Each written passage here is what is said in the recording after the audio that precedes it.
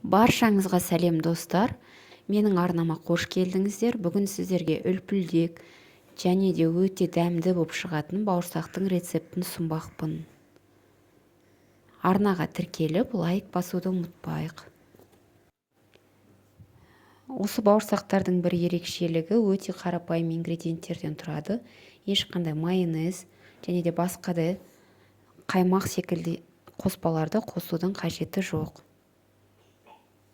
Ең алдымен жылы суымызға тұз,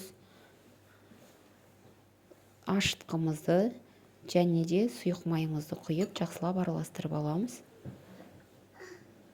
Және осы суға қажетті ұнды сала отырып, қажетінше жақсылап ұн ерейтін боламыз.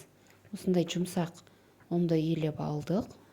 Сыртын майлап 30 минутқа тындырып қоямыз. Көтерілгенін күтетін боламыз 30 минут. Ұнымыз осылай әдемі болып көтерілді. Өте жұмсақ және үлпілдек және тез көтеріледі. Енді бауырсағымызды жасауға кірісеміз. Алдымен бауырсақ дайындайтын орнымызды майлап алып, ұнды екіге бөліп, бір бөлігін әдемілеп жаямыз. Алдымен қолмен жайып алып, онан кейін оқтаумен жаятын боламыз. Ұнымызды өте қалың да емес, немесе өте жұқа да емес қылып, орташа деңгейде етіп жаямыз.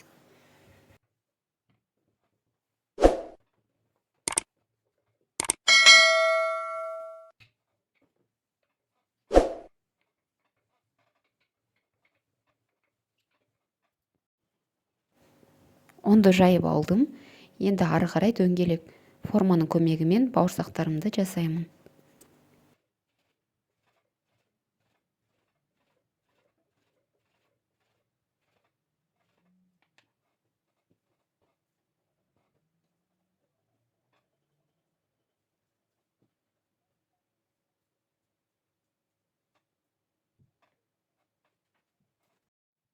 Осылай пергамент қағазының үстіне бауырсақтарымды орналастырып, беті қаязып, тоңып қалмау үшін бетіне орамал жауып қойдым.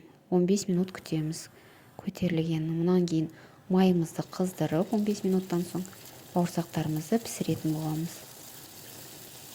Өте қатты қызған болу керек майымыз. Сол кезде бауырсақтарымыз тез-тез екі жағын да қызартып отырып пісіріп аламыз.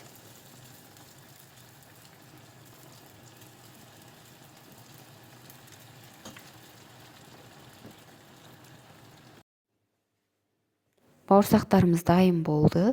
Бауырсақтарымыз өте жұмсақ және де дәмді болып шығады. Өзінің формасын жоғалтпас үшін осылай әрқайсысын жеке-жеке қойып суытсаңыздар пергамент қағазында өзінің формасын жоғалтпайтын болады. Міндетті түрде жасап көріңіздер. Өте сәтті рецепттердің бірі. Және де видеоны соңына дейін көргендеріңіз үшін рахмет. Сіздермен болған Эльмира.